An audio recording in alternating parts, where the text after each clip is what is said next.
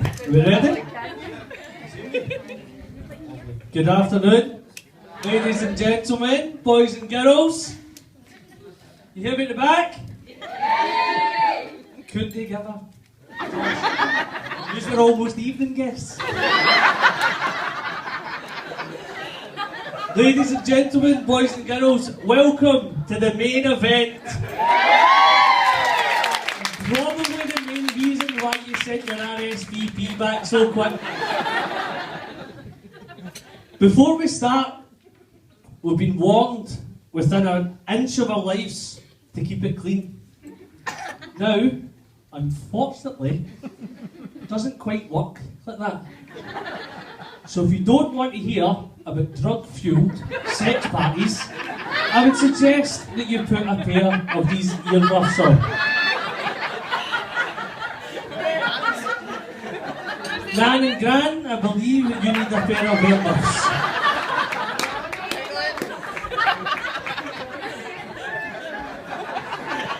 She likes the baby, doesn't she?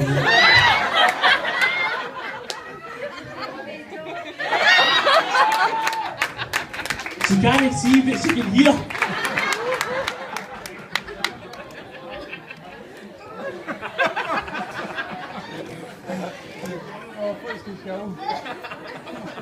First and foremost, I would like to thank John for his kind words on behalf of the beautiful bridesmaids, and to also pass our personal thanks to the bridesmaids for a job well done.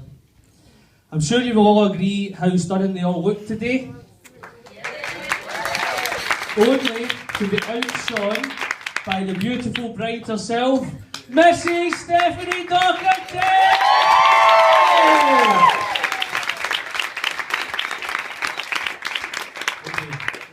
For those of you who don't know us, let me set the scene. I was best man at Stephen's wedding and I gave a family-friendly wedding speech. John and Stephen were best men at my wedding and he took up a notch. There was unfortunate mentions of sex toys and midgets. Unfortunately for John, to quote a line from one of my favourite films, the Lord Almighty's pretty sure he can look after me and Stephen. You're fucked. Now, I think it would be pretty unfair to go straight for the jugular. So, let's start off where it all began. One Sunday afternoon, after a good few drinks on the Saturday night, Sean, our good friend here, asked a few of the boys round with the lure of more beer to help him build a fence.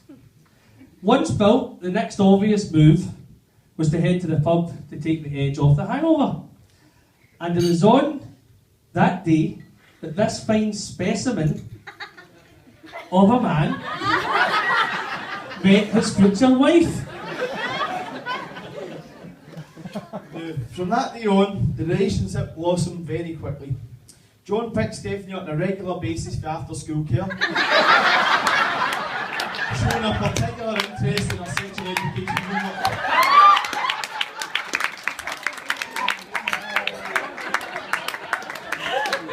After passing all of her exams with distinction, the two lovebirds started to discuss their futures together, and it was very clear that they both had big ambitions. Stephanie dreamed of the perfect life: big house, lots of kids, a loving husband. John also had big dreams of his own, i.e.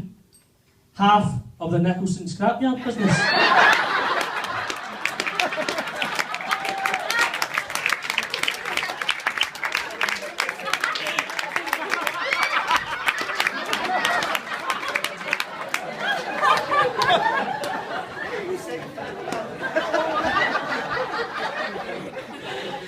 After John decided that Stephanie was the one, he put all the stops when planning his proposal. He bought a big diamond ring and popped the question whilst on a weekend break in Monaco. Beautiful. After such a swanky proposal, I'm sure you'll all agree Stephanie thought she'd want to watch. Little did she know what she was just letting herself in for. I'm so glad the priest isn't here, by the way. Aye, definitely put your earmuff soon. It's earmuff time! Put your earmuff soon. If you all know John as well as us, you know he likes nothing better than spending time with his family and friends, drinking, moaning, and masturbating. Now, it's not normal anyone would witness all 4 of his hobbies on the same night, but not one for disappointing. Our very own John Docherty was enjoying a few sociable drinks at a regular haunt back in the day. After one too many drinks, something upset John so much that he started moaning uncontrollably, which led him to being escorted from the premises by the door staff. Definitely put your earmuff soon. Now, what followed, you will never believe. But there is at least 6 people in this room who witnessed this amazing spectacle. Boys being boys, those who remained inside started giving John a hand gesture which rhymes with the word banker. But not satisfied with just returning the gesture, John swiftly removed all of his clothes and, well, if Paul Hollywood and Mary Berry from the Great British Bake Off was there, they would have said he was the master baker that night. I told you it was going to be a wee bit serious. I'm afraid you see the stop there. John comes across as an intelligent, articulate and well-rounded young man. All these things may be true, but back in his younger days, he was very, very gullible. After receiving what can only be described as some very debatable life coaching by one of his tradesmen, John was watching TV with his dad one night and said advice popped into his mind. He slipped upstairs with a tube of minty toothpaste in one hand and some really dirty thoughts in the other. Having tried out said advice, with a distinct feeling of shame in mind, John returned to the living room where Andy, sitting oblivious to the TV act that had just taken place, said to him, "Have you been up to, son? Is it not a bit early to be brushing your teeth?" That was the first time that Andy had caught John in a precarious position. John, being a modern man, decided it would be a good idea to give himself a special haircut. The haircut proceeded with no incident, and John left the house feeling like a new man. Upon his return, Andy asked him if he'd had a shave earlier that day, to which John confidently replied, "Aye, how?"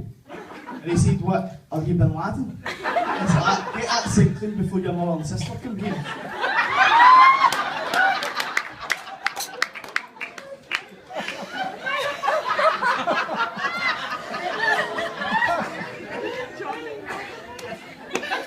Now that we're all comfortable with talk of John's crown jewels, it won't come as much of a shock that they were on show quite a lot on his stag do. Now, this time, it wasn't by his choice. And as the old saying goes, a picture can tell 1,000 words. But from looking at these pictures, I can only think of one word. Small. In John's defence, it was really cold that day. But when you go to Magaluf and the temperatures reach 35 degrees, you really need an excuse, mate. But the woman in that fantasy palace and laughing right in your face, I thought that was a bit Now, we're very conscious of taking up your time this afternoon. I know everybody, like myself, we all want to get our money's worth out of today. So the first big test is if it's going to be a free bar or not. All night, not just for earlier on. Now, I'm sure it's no coincidence, but Andy being a plumber for the Glasgow City Council, Stephen and Ruth owning a scrap merchants. The police have reported the theft of copper and lead increasing tenfold over the last couple of months. So we're expecting big things.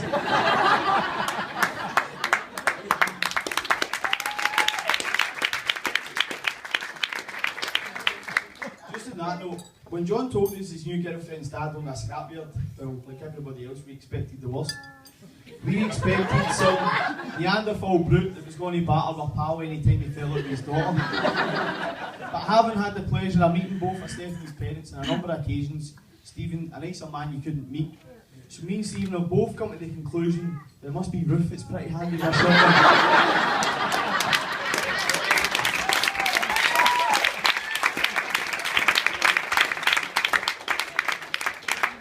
Talking about guns. With today's increase in terrorism, we can all take great comfort from knowing that our friend here, Mr. John Docherty, is a supervisor on board of the construction of the UK's largest ever warship. In preparation for today's speech, we thought it would be a good idea to ask a few of his fellow colleagues to give their opinion of John in a few short words. Now, to our surprise, they just kept saying to us, the toilet walls don't lie. Now, you know, someone must have quite a strong opinion when they put their thoughts to a toilet wall for everyone on the ship to see. For the benefit of the guests at the back, the picture says, John Doc sucks. You get the picture. Enough, sir. Enough, sir. Granny, can you take your earmuffs off? No yet. Oh, no yet. Sorry. Let's put the debauchery to one side and remember why we're really here today. And that is, of course, for the wedding of John and Stephanie. And then, although we've just spent the last few minutes dragging your name through the mud, in all honesty, a better friend you couldn't ask for. He's loyal, funny, honest and dependable. Well, no if you're at home again. John, you're an absolute credit to both your parents, Andy and me. And Stephen and myself, we couldn't be prouder to be standing by yourself today. So, thanks very much.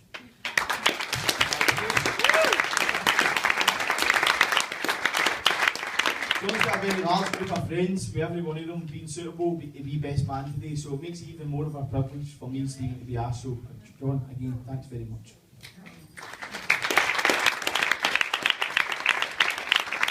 One thing I did notice very early on in our friendship is how close John is to his family. John's very fortunate to have everyone in his life, but most of all, Andy, May and his sister Angela. I'd like to say special thanks to May for giving John his kind heart and generosity. Andy, you gave him his confidence and his good sense of humour. And Angela, well, you gave him the best traits in life. She taught him how to swear, fight and talk back to him.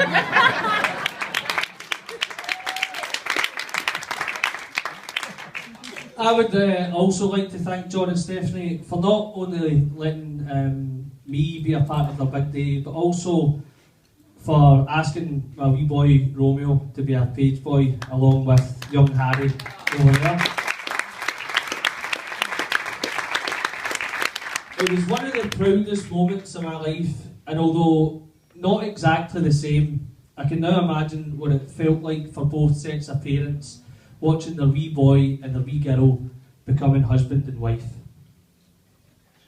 Huh? John, I want you to know how lucky you are. And Stephanie, you're going to walk away today with a girl who's clever, funny, warm and radiates beauty wherever she goes, and is an absolute credit to Stephen and Ruth. And Stephanie, how lucky you are. You'll be walking away from today having gained a new pair of shoes and a new dress.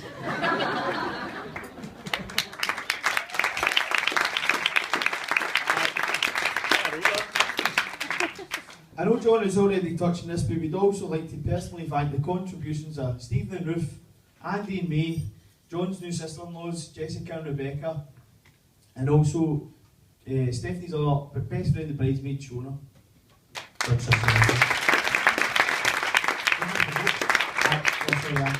And Angela, all Sam. And the ushers, Kenny and Scarlett. Well done, guys.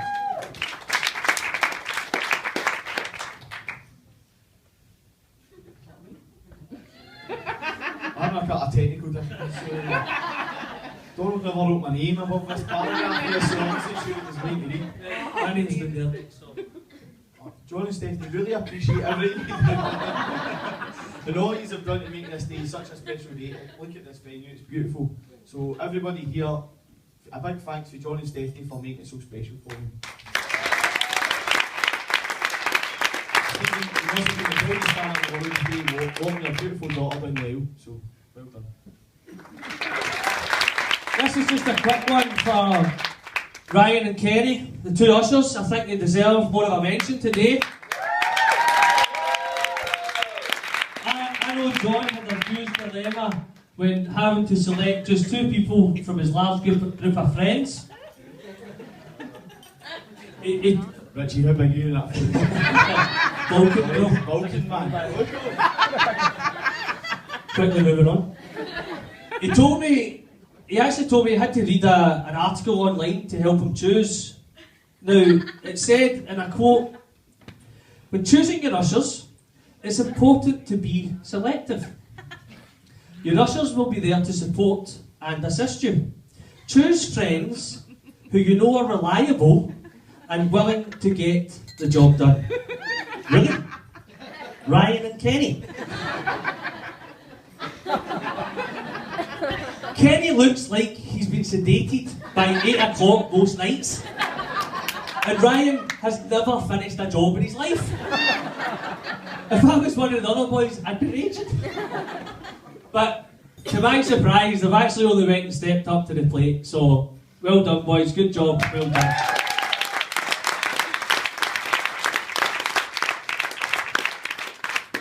After all that, it gives me great pleasure to ask you all to raise your glasses to the most important people at this wedding tonight, the bar staff.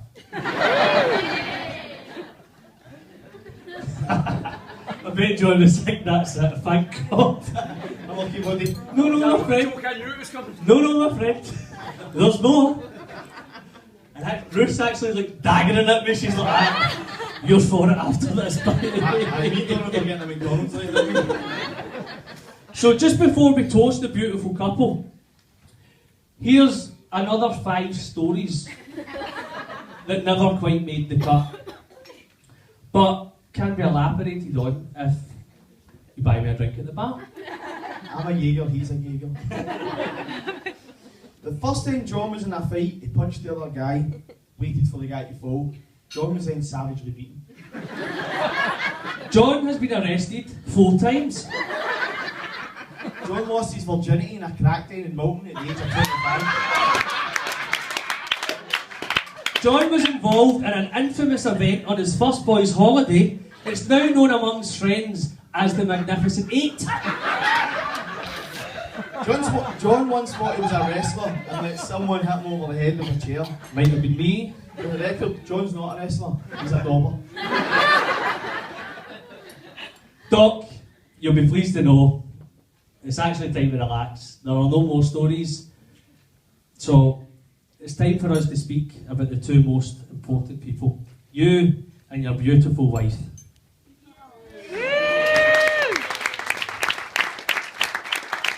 Stephanie, thanks for making John so happy. As the years have passed, we witnessed your relationship blossom into what you both become today. Take with you our best mate and look after him for us.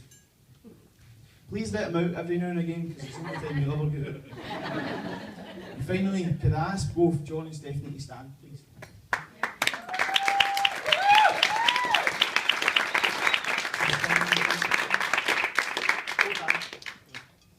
Finally, everyone here is so happy that you found each other, and even happier that today you took the next step along the path of love.